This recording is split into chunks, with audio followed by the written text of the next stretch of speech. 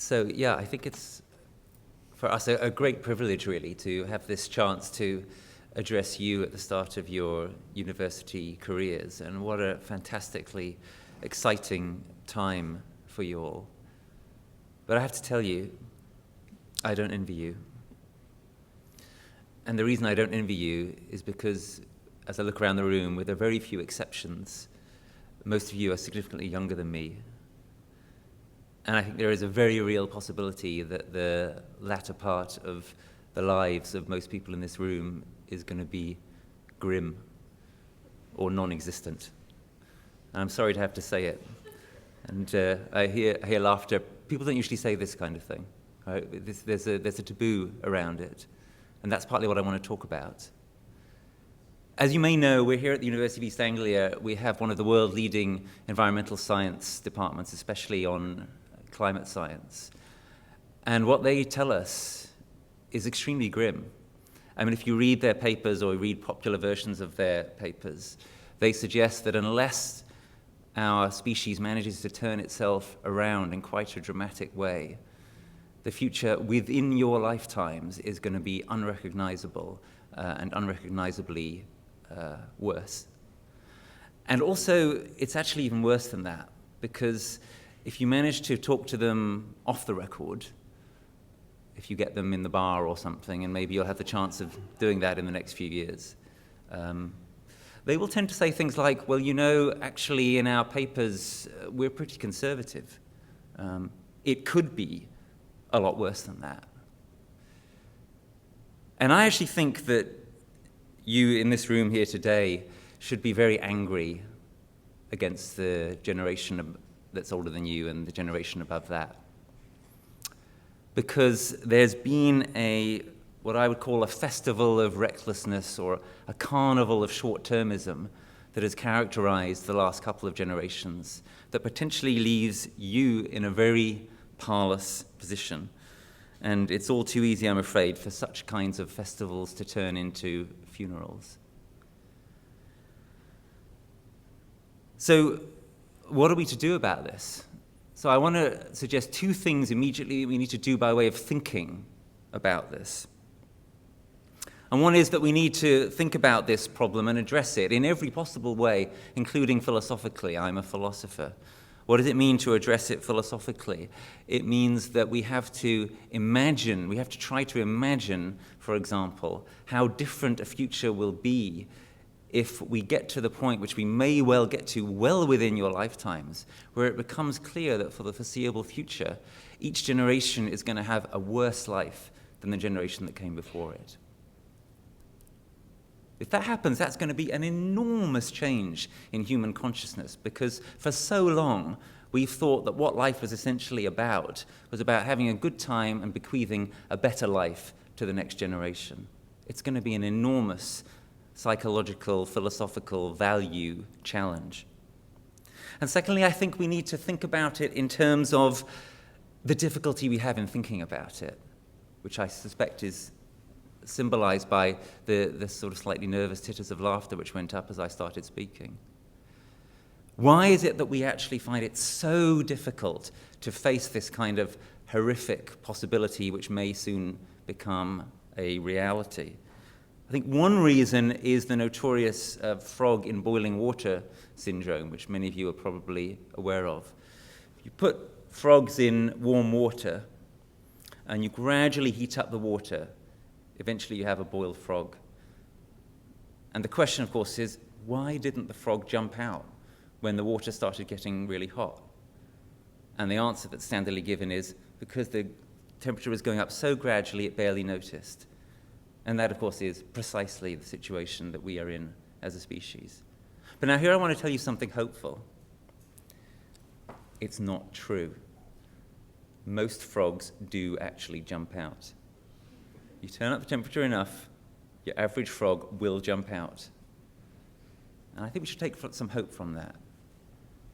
If frogs are smart enough to sort this out, then surely we should be.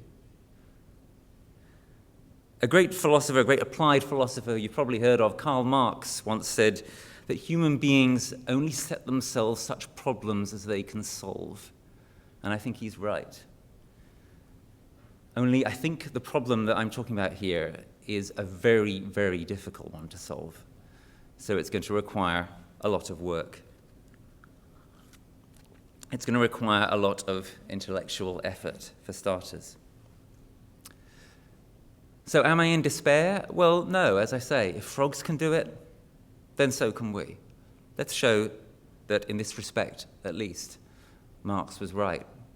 So that's why I've been thinking, along with some others in recent years, about ways in which we might start to seek to change this culture of incredible recklessness and short-termism that we find ourselves in. That is, committing us to serious risks of complete civilizational breakdown within a century or so, and something which comes close to that within the lifetimes of many of you in this room. So I want to share with you quickly 2 ideas that I've been working with along with others for how we might seek to make that change. The first idea, some of you may have heard of, it's called the Precautionary Principle. And what the Precautionary Principle basically says is, where there is a risk of a serious, potentially catastrophic and irreversible harm, then you don't need to wait for full evidence, you don't need to wait for full scientific proof before acting to forestall that harm.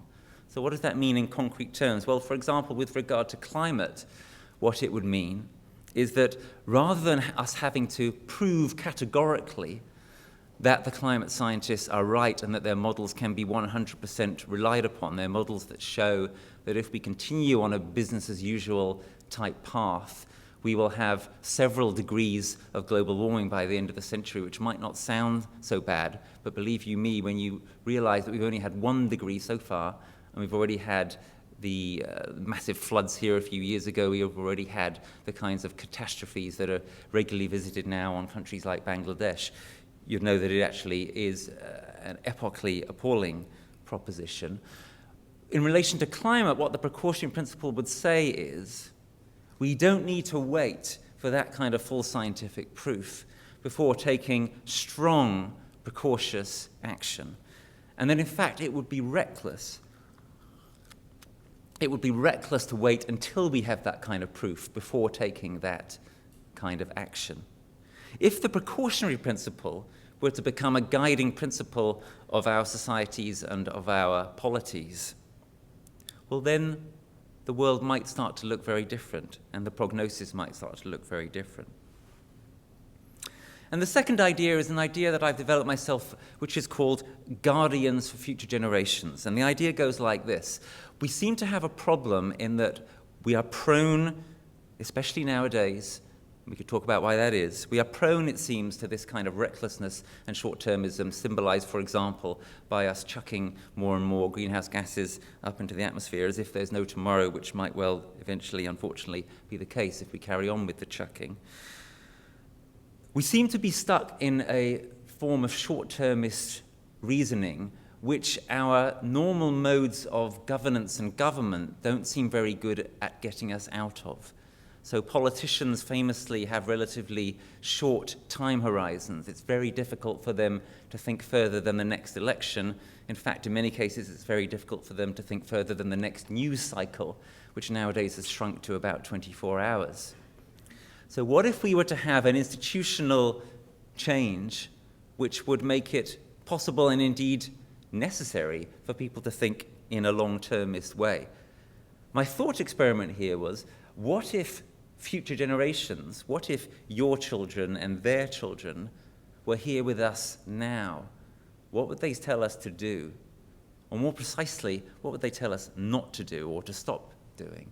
Now, of course, until one of our colleagues in physics or maths or something invents a time travel machine, this is going to be impossible to realize in any straightforward sense. What if we could create an institution that acted as a kind of proxy, that somehow represented future generations without us having to have a time travel machine?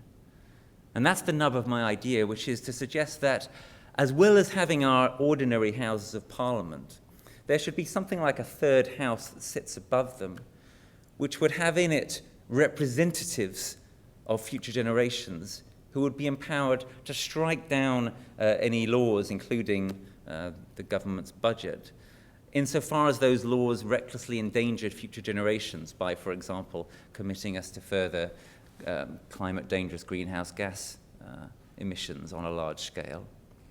Who should those representatives be? Who would the guardians for future generations be?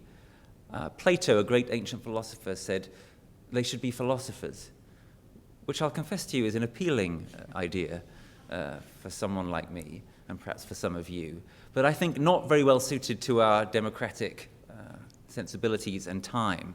So my suggestion in developing this proposal of guardians for future generations is that actually the guardians should be each and any one of us, by which I mean there should be a random selection of the population who would be given this awesome responsibility of seeking to represent the future. You could think of them as a kind of super jury. We give juries an awesome responsibility to stand in for the rest of us in judging wrongdoers. This would be a sort of super jury representing our descendants who would be placed in the same kind of position. And again, they could, and I think should, be drawn democratically from each and any one of us. So those are my two suggestions. I don't know if they'll work, I don't know if they'll be enough, but one thing I do know, that we need some kind of creative thinking and we need some radical answers. Otherwise, we're going to be in the situation which I started out by describing, where in 5 or 10 years' time, I'm up here again feeling even less envious of those in the audience. Because I don't want it to be like that. I would like to be envious of you in every way as you start this incredible adventure of your university education. And I think there's nothing worse for human beings than the thought that they might be bequeathing to their descendants a worse world than the world that they currently have. Thank you.